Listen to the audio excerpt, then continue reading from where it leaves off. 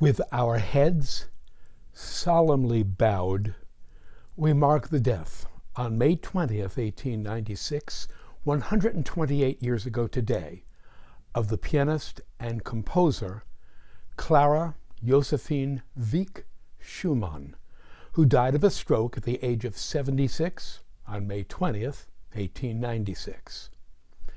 She was among the great pianists of her time, a child prodigy whose performances were described with awe by her adult contemporaries.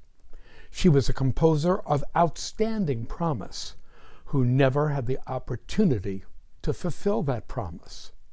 She was the compositional muse for her fiancé and husband, Robert Schumann, 1810 to 1856, and the spiritual muse of her best friend, Johannes Brahms, 1833 to 1897.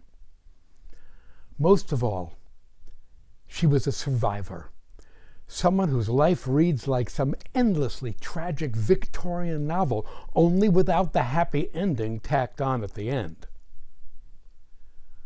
No one escapes this life unscathed, but when it came to Clara, yes, next time one of us gets into a self-pitying funk at which I am a particular virtuoso, during which we stand convinced that our personal lives represent the very nadir of human existence, I would recommend that we think of Clara Schumann and her life as a cautionary tale, as an example of how very badly things can go if fate is not on one's side.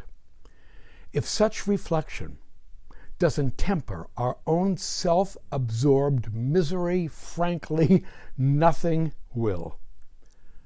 Look for the down and dirty about Clara's difficult, often tragic life.